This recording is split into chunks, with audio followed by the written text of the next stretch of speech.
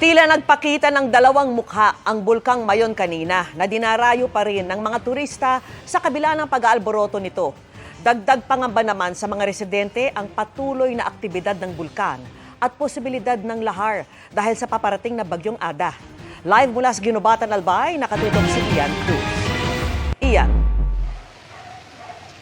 Vicky, labis ngang inaalala ng mga taga rito sa Albay ang pag-aalboroto ng Bulkang Mayon, pero dagdag alalahanin naman ng mga taga rito ngayon ang paparating na bagyo na maaring magdulot ng malalakas na ulan at mag-trigger ng pagragasa ng lahar. Kasabay ng muling pagpapakita ng pamosong perfect cone na hugis ng Bulkang Mayon, namataan din kanina ang pagbuga nito ng usok mula sa crater.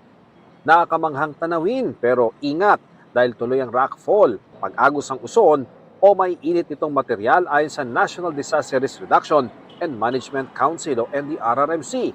Mas tanaw ang nag-aalab na aktibidad ng bulkan sa gitna ng dilim kagabi nang mahawi ang mga ulap. Kita rin ang usok sa tuktok pati na ang agos ng uson sa dalisdis ng bulkan. Nananatili sa Alert Level 3 ang status ng bulkan. Sa nakalipas na 24 oras, makikita ang pagbuga ng lava dome at may mga naitalaring mga pagyanig, pagkahulog ng bato at pagdaloy ng uson. Mahigit 1,000 tonelada na rin ng asupre ang ibinuga habang tuloy ang pamamaga ng bulkan. Dahil pambihirang mamasdan, dinayo ito nina Lolo Felix at Lola Carolina na edad 83 at 80. Galing pa sila sa Makati. Hindi pa kami nakakakita ng isang bulkan na may eruption at may mga lumalabas na lava o pyroclastic material. So yun ang gusto namin sanang makita sa aming stay dito na ilang araw. Pero sa maraming taga rito, kalbaryo ang pag-aalboroto ng bulkan. Sa bayan ng Ginobatan, hindi lang ang 4 na pamilyang taga 6-kilometer permanent danger zone ang lumikas. Nadagdag na rin sa kanila ang mga nasa 7 hanggang 8 kilometrong extended danger zone.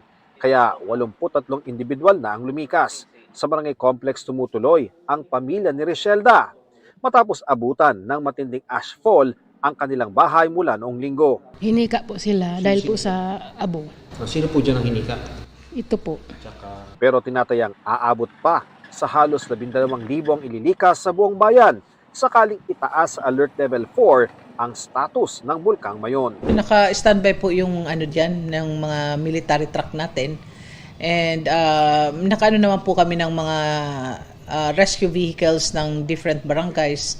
Yung hindi naman po affected kasi may mga rescue vehicles naman po yung 44 barangays. Yung hindi po affected ng Mayon eruption po, nag-usap na po kami ng mga barangay captain na tutulong po sila maghakot. Dagdag na problema ang paparating na bagyo na kung magdala ng malakas sa ulan ay magpapaagos ng lahar. Maaari nitong punuin ang Maninila Gali at Masarawag Gali o yung mga uka sa lupa na dati nang nalikha ng lahar. Posible nito ma-isolate ng barangay Maninila kaya nais ang munisipyo na ilikas ang mga residente. Ito po, nakita natin yung malaking gali. 2 po yan. Ma-isolate sila, mauunahan ako if hindi natin sila preemptive evacuation. So, ma-isolate po sila. So, mahihirapan po tayong ilabas sila just in case po na mag-aggravate yung situation. Kakailanganin ding lumikas ang mga taga Ginobatan Mayon Road kung saan umaabot ang lahar kapag napupuno ang Masarawag Gali. Wala ring makadaang sasakyan dahil sa tubig na may kasamang makapal na buhangin. Kasi kung pumasok naman sa bahay, mga pasok yan sa bahay. Malakas po.